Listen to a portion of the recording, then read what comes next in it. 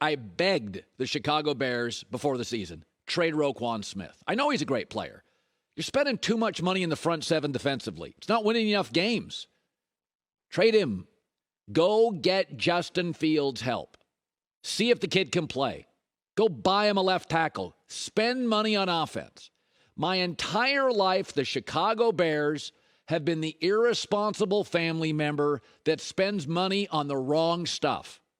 And yesterday, by getting more good draft picks for a linebacker, the Bears yesterday finally went and said, you know what? I think I'm going to start a 401k and put money on a nice house. They grew up. Listen, Baltimore gets a really good player, but Baltimore's in the Super Bowl bubble. Chicago has a young quarterback. They don't know what they have.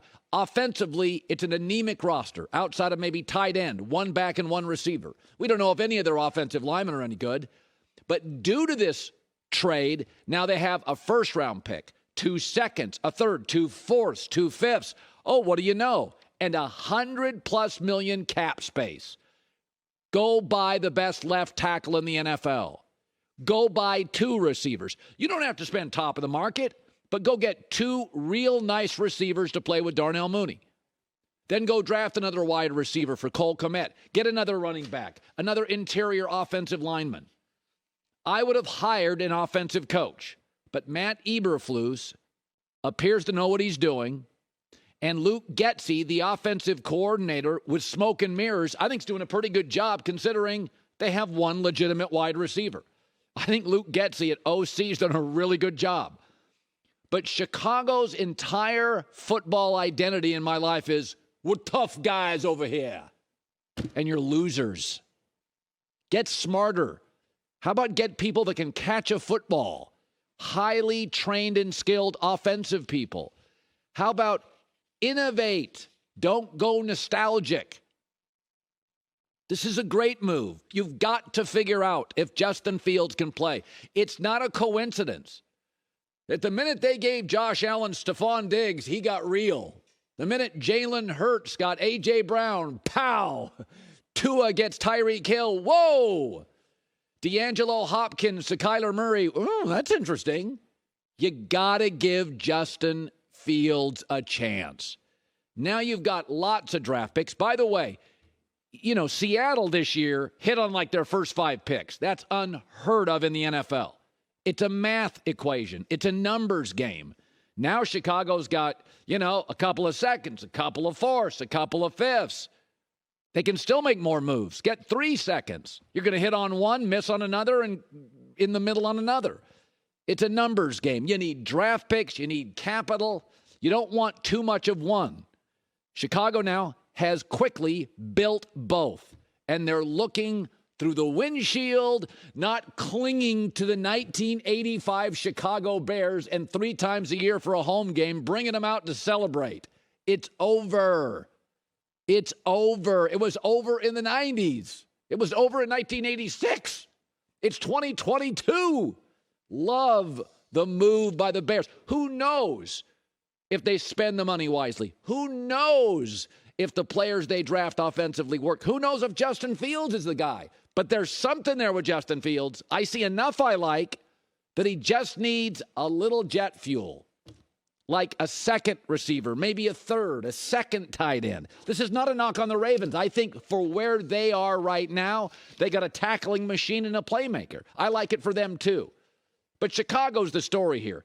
Baltimore always wins. Chicago never does. And I love what the Bears finally were willing to do. Spend the money wisely. All right, Charles Robinson, smart guy, writes for Yahoo. He had an article today saying it's the NFL trade deadline. What do the Packers do? And his take was, smart guy, that he says Green Bay's not one move away. Don't sell out your future. And it made me think a lot about Green Bay. It really did. We were talking about this as a staff this morning. Green Bay is in a weird spot where they've been stuck ever since they drafted Jordan Love. The Green Bay Packers have been stuck in, do we care about the present or the future? Right? They got Jordan Love to protect their future. They could have gotten a receiver. They could have gotten a star left tackle. They could have gone out and gotten a star. They gave up the first round of the draft for a Utah State quarterback that was a 50-50 proposition at worst. They moved up for it. They gave up picks for it. So they really weren't into the present. They were really protecting the future. And then they found out, oh, hell, Aaron's still great. Wasted draft pick. Are you into the present? If you are, I'd go get a receiver. Or is it about the future? Zadarius Smith, you let him go to a rival in division. He is crushing it. Okay, so you don't care about the present. But then you paid Aaron $50 million large. You do care about the present. But then you drafted a linebacker in the first round last year instead of getting him a receiver. It's about the future. And Devontae Adams, you got draft picks with him, so it's about the future. But you did pay Aaron $50, and you got him Randall Cobb, and he doesn't have a future. So, Green Bay, you're at an inflection point. You're one game out of the playoffs, and you have Aaron Rodgers. It is about the present. You have a roster full of talented guys. You have a back-to-back MVP. Go get Chase Claypool, DJ Moore, even a Jerry Jeudy would help.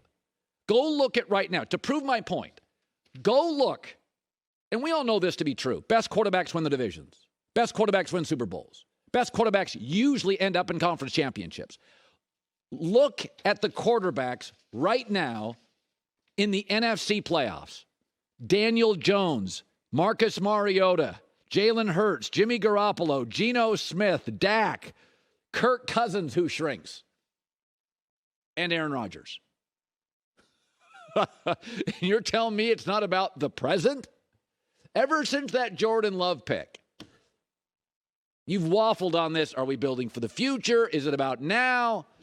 Listen, the minute you paid Aaron Rodgers $50 large and he's waffling back and forth on retirement, you can talk about the future. You're always protected. You're the classic, you never pull out of the 401k. The NFL, to some degree, is the opposite of a 401k.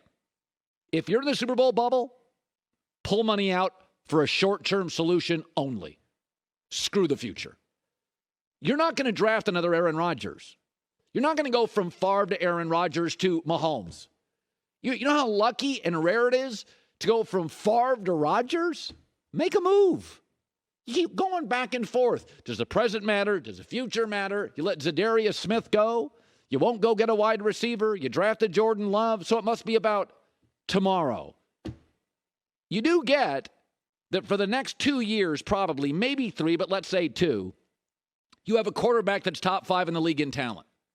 And you're not going to draft that again. You're going to be too good to get the draft pick to get it. Right? You're not going to get a top 7 or 8 draft pick. And that's where a lot of the Hall of Famers come from. All right. So I disagree there with that writer for Yahoo. You can be a smart guy and I can disagree. Start looking at those NFC playoff quarterbacks. I mean, it's a lot of guys that I have to defend Jimmy Garoppolo, and nobody likes him. I'm one of the few people that like him. I defend Kirk Cousins. Nobody likes him. Those are 2 of the better guys you could face in the playoffs right now. It is a steady diet this morning of Geno Smith and Marcus Mariota, and go for it. Hi, everybody. Thanks for watching. Subscribe here to get the latest from the show. Also, be sure to check out more of the best clips from The Herd or go watch a few segments from other shows on FS1.